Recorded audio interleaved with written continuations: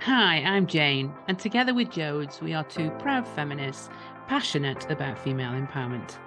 This podcast is our take on the real conversations, real issues, and real challenges we must stay focused on if we're going to inspire the next generation of female leaders, managers, and entrepreneurs to pick up the baton and continue the journey to equality. But be warned, there will be rants and the odd profanity, but mainly just lots of curious conversations, uplifting stories, great guests, and food for thought on the path we still have to travel. It is clear that our young girls need us to harness our gumption and to use our voices now to make the changes we all know need to happen. It's time to be a pioneer, not a passenger. To paraphrase the famous words of a female game changer, Hollywood's iconic Bette Davis, fasten your seatbelts. It's going to be a bumpy ride.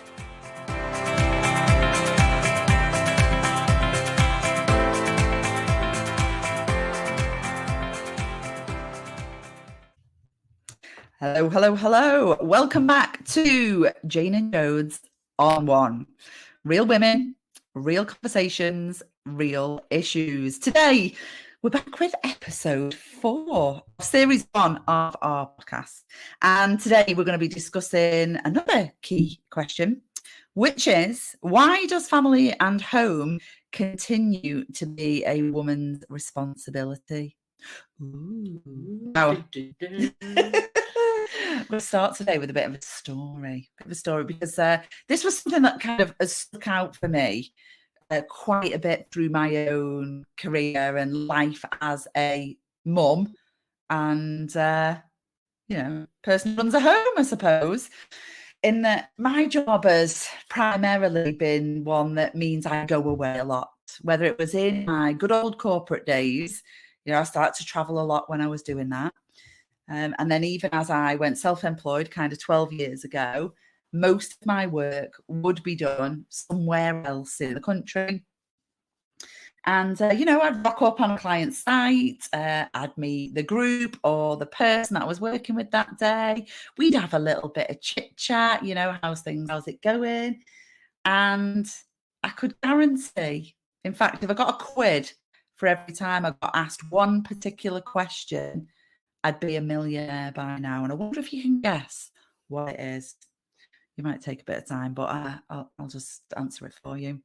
That question was, well, who looks after your kids when you're at work? I swear to God, it would make my blood boil. In fact, I got to the stage where I used to be really flippant and sarcastic with my response. I go, what? Oh my, no. I've left him in the cupboard under the stairs with a box of Coco Pops. Was I not supposed to do that? And they'd be like, what? I'm like, they're with their dad. They're crying out loud. Who do you think's got them? And it was this expectation that, well, if I was at work as their mother, then who on earth was taking care of them? And I found that really frustrating and, unacceptable, quite frankly. Hasten to add, I did not hide my frustration very well. But there you go. So, that's just my story. But actually, we always like to share a few statistics with you. I wonder how many women have had that same story, Jodes. Yeah. I wonder how answers on a postcard if it's you. Absolutely. So it's my turn to read out some of these stats on this episode. So, did you know that 75% of all household chores are still done by women, even when that woman has got a full-time job? That's She's so still high. doing 75% So high. of that. 1 out of 3 men take paternity leave. So only a third. Only a third of men take paternity leave. And wait for it, that paternity leave is only 2 weeks. Still? It's 2 weeks. And they get paid less than the minimum wage to take it. So there's no any great incentive here, is there? Well, no. Yeah. So I think there are moves afoot to change that, but that's how it says. 64% of mothers are still the primary carers for children. 41% of parents don't think fathers are held to the same standards by society as mums. Now that's an interesting one, isn't it? What number was that? 41. 41% So actually, of not parents. far off half of parents don't think fathers are held to the same standards. Yeah. So it's like when you hear, you know, and this is one of those things, you know, we talk sometimes about women not helping the cause. Yeah. So, and you hear women say, "Oh, Johnny's marvelous, most always babysitter the kids tonight, so I can come out." I'll give that man a medal. I mean, he's not supposed to be babysitting his own kids, is it? Yeah, he's not babysitting. He's just in. He's just at home. Yeah. Oh, bless him. He loaded the dishwasher for me last night, you know. That's terrible. So sometimes we don't help, do we? No. And actually that probably contributes to answering the question of why. Why does family and home continue to be a woman's responsibility? And I guess that's one of the big reasons. You know, maybe a little bit behind that. Let's go easy on ourselves for a little bit. Yeah. Maybe one of the reasons behind that is because it is actually partly a biological issue. Yeah. So far. Yeah. Until now. I don't think that's going to change in my lifetime. Maybe not in your lifetime, no. But in the next generation, like maybe for my 3 girls, they might see that. Unless you're watching the film Twins. Was it Twins? They might see what? Women not being biological, other that a person other than a woman be able to have child. I'm with you. Yeah. Okay. What was the film? It wasn't Twins, where Arnold Schwarzenegger had a baby. I think it was. Was it Daddy Daycare? Oh, someone help us out. That what's the answer to that? Yeah, I'm sure many of you are like, yeah. I know what she's talking about. I remember watching that film in the 90s. Yeah. But yeah, at the moment, we can't change that. So it does have a natural lead into, you grew it, you gave birth to it. You say I'm not that maternal. Yeah. You've got the biggest connection to it. Yeah. Therefore, you carry on looking after it. Yeah. So I don't know. There is that kind of challenge there. I think we've also made it a deep-seated societal norm that the mother is the caregiver. Those stats support it, really, don't they? And actually, I think there's plenty of people. There's women shouting at the radio. If you're listening to this podcast in your car or you've got your headphones in on a train, maybe everyone's looking at you right now, you might be hollering at us saying, well, actually, that's what I wanted to look after my children. Yeah. There are lots of women that do want to be the primary caregiver. Yeah. And you're right, that is brilliant. That's totally fine. But not if you also have to go out and do a full-time job as well. You know? Very little support. Yeah.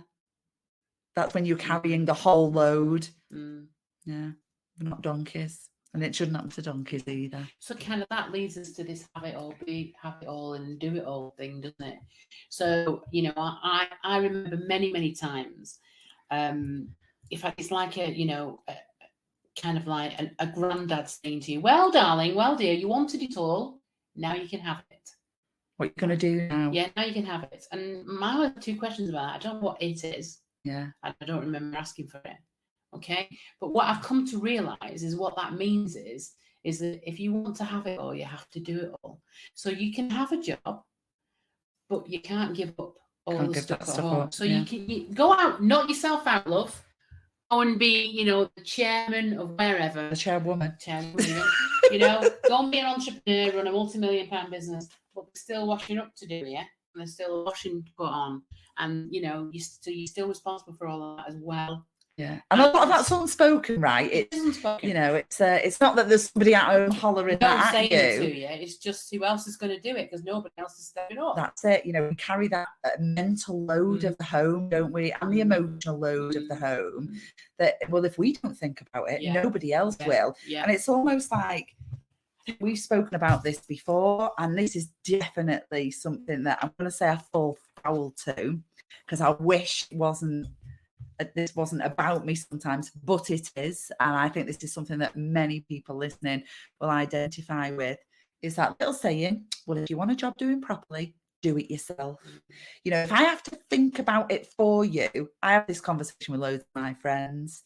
You know, if I don't tell him, if I don't ask him to put the bins out, do X, Y, or Z, it won't get done. And actually, if I've got to bother to remember myself to ask him, then I might as well just do it myself. And actually, I know I'll get it done the way I like it. And it's almost like, oh. So that whole conversation, if that rings true for you, or you're ranting at it saying, well, it's not like that in my house, my husband does all of that, and, you know, whatever, then we're going to be talking about that on the next podcast. Yeah. We're going to be talking about this reinvention of Superwoman as the woman that does everything, has everything, you know, controls everything, and has to do it in high heels looking like she's just stepped off L'Oreal ad. Yeah. So we're going to be talking about that.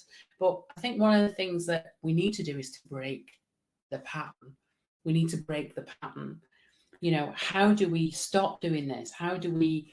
Because it does feel like almost like a hamster wheel that you can't get off, doesn't it? Yeah. It's like, I guess sometimes I create a rod for my own back, but I can't. It's almost like the wheel is spinning so fast. How do you even stop the wheel, let alone get off it? Yeah. So there's like what we're doing, and therefore we're raising our kids to repeat that. Or can we help our kids break that pattern? So, you know, are we raising boys and girls differently than when we were raised? I would question whether we are. You know, are we saying to our children, you know, you have a right to a career, I very much hope you do, but don't get lumbered with housework at the same time. Yeah. You know, have the team talk. And I talk about this all the time. Yeah, you need to tell people what the team talk is. And to women. So the team talk is, if you are engaging in a relationship and you want children, before you make that decision, you have the team talk. So the team talk is, okay, are we interested in having children? Yes, we are. Okay, well, I've got a career, and I'm very passionate about my career, so I won't be giving up my career anytime soon. And you've got a career, you want a career, and so the same thing. And I met my husband late in life, but I think if we'd have met earlier, this is the conversation I would have been having. Yeah. So I've worked really hard to get where I am. I ain't giving that up. No one to give that up. But if we're going to have a child, how's that going to work? Yeah, we need a plan. We need a plan. Okay. So that child is not going to be my responsibility. Yeah. That child is our responsibility. Okay. I might actually be biologically giving birth to it. But I think you were quite engaged in the process. And you are going to be continuing to be engaged in the process. So how are we going to make that work together? I mean, what are we sharing? What are we outsourcing? You know, how are we going to make that work? And I don't think even we as women have that team talk. So the likelihood of us raising our girls and boys to have that team talk is pretty slim. Yeah. And if you think about the world that they're entering, whether they like it or not, they're both going to be working. Yeah. If they want any standard of living, they're going to be both working. Unless, you know, they're coming from aristocratic families, and in which case probably not. But, you know, for the rest of us, they're both going to be working, and therefore they need to have that team talk, because otherwise it will fall into an assumptive process, and the assumptive will be to follow what they've seen their mum and dad do. And unless their mum and dad have had the team talk, and they co-parent and they co-manage their household, which if they do, hallelujah, then they're going to fall into the same pattern. Yeah. So we can't teach what we don't do. Yeah. We can't role model something if we're not doing it. And you can sit and talk to your children through your blue in the face, but it's not what you say that matters, it's what you do. Yeah, your actions are always going to speak louder than your words. So you can say to them, don't do this, you need to be doing X, Y, and Z. Well, you're not doing it. It's funny, actually, we probably got the reverse in our house. That's not me flipping blowing my own trumpet. I think it's quite, makes me chuckle, actually.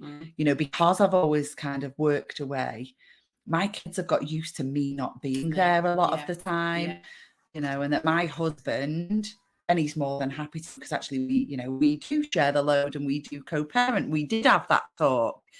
And, you know, it's, the kids almost roll their eyes at me. Oh, are you going out again, Mum? Where are you off to now? Are you even coming home tonight? We'll not see you till Friday. You know, it's become a bit of a rolling joke in the house. It works. It works. Yes, and the kids do know that actually that we both play a role in the running of the house. And I also, you know, if there's any women listening here that are raising boys, please teach them to be self-sufficient. Actually, Please. while you were when you said the bit around, breaking the pattern is about how we raise our boys and girls. Teach them how to use a washing machine, how to look after themselves, how to cook. Teach them these basic things. Don't don't raise them to assume that that's all going to be done for them by somebody else. I've got one of my closest friends has got boys, and the way that those boys treat her is awful. No, and she's like a housekeeper. It makes her really unhappy. Yeah. And they're young men now, and she can't change that. They're bigger and shoutier and much more stubborn these days. That they kind of order her around, and she's like Cinderella sometimes. And that's not. It's not acceptable for her. No team talk. And also, those boys are going to likely go on to want the same thing in their household when they finally have one. So if you can't do it for yourself, do it for your kids. For the next generation. Break the pattern for them. But actually, if you can do it for yourself at the same time, it's going to have far more impact. Yeah, definitely. So, there's the whole systemic thing, though, isn't there? That sometimes you could sit here and go, well, I can't do anything about that. But I think we've spoken in other episodes, haven't we, about actually the only way you can change culture is when individual people do things. And that, there are things that we can do towards this. And I mean, you can't change anybody else, can you? We as coaches know that. You can only change yourself. Yeah. When you change, then the people around you have to change. Behaviour breeds behaviour, right? Absolutely, they have to change their response to you. So, that's what we all need to do. We need to change ourselves in all of these things first. And then other people will be like, oh, so we don't do that anymore now? No, we don't. You pick up your own clothes off the floor. Yeah, I'd even made an assumption, on the whole family leave thing. We still call it maternity leave and paternity leave. Yes, we do. And I think, I was struggling for a word, and actually I think you said family leave. Yeah, that's one thing we could all start doing is calling it family leave. Call it what it is. Not maternity leave and paternity leave. But I was gobsmacked that the paternity leave is still only 2 weeks and the level of pay involved. Yeah. That doesn't encourage co-sharing, does it? No, because it doesn't make sense for people to do it. It's a no-brainer for a woman then to use her maternity benefits when a guy will only get 2 weeks paternity leave, less than minimum wage. Yeah. What were you telling me about the Scandi way of doing it? Well, their way of doing it is they get 12 months family leave. I don't think they call it family leave, but anyway, they get 12 months. Is it like parental leave, maybe? I think it might be parental leave. That'll do. Yeah, but they have to share it. Okay, so they only get 12 months if mum takes 12 months and dad, or it's different partners. It can be a gay couple as well. But they only get it if they share it. So if only one of them takes it, then they get 6 months. But they get 12 months between them, as long as they both put. So they could have 6 months each. Yeah. They can tag team in and out of it. And also, or they could do 6 months and 6 months. Paid damn sight more than minimum wage. Yeah. I think they probably get 85% of their salary. Don't quote me on that. I might not be right, but I know they get an awful lot more. It's more than 156 quid a week. 6 quid a week. Yeah. So that, and it works very well, in the fact that there are as many dad and toddlers at toddler groups as there are mums, and so it kind of it's a different community, that, isn't it? Yeah. And then that's how you break the pattern, because the boys see their dads at nursery, as well as their mums, and making the tea, doing the grocery shopping. It changes the game, doesn't it? Yeah, it changes the complete game. Yeah. Now, I don't know whether we have something trying to get through Parliament or around those segments. I do know there's something. Yeah, well, I did. I read an article earlier about it. Yeah. But it all seems to have stalled. Well, there's a surprise. Well, current state of affairs. There's a surprise, eh? Yeah. Okay, so what is your call to action from today? So what we're asking you to think about is what model are you passing on? Yeah. You don't have to have children. You don't have to have children to pass this on, by the way. Yeah. Yeah. So what model are you passing on? So tell us. Put it in the show notes. Put it in the notes. And next time, we are going to be talking about Superwoman. So we've had a little bit of a talk around Superwoman today, but we're going to be talking about, are we still wearing the Superwoman cape and badge with pride? And if so, why? Polishing it weekly. Yeah, absolutely. Why? So, please. Blue, it's not a badge of honour. It's not a badge of honour. No, it's not a badge of honour. So please join us to do that. And this has been Jane and Jodes on One. You have been listening to Jane and Jodes on One. Until next time, remember, sisterhood matters. Together, we are bold, brave, fierce, and unstoppable.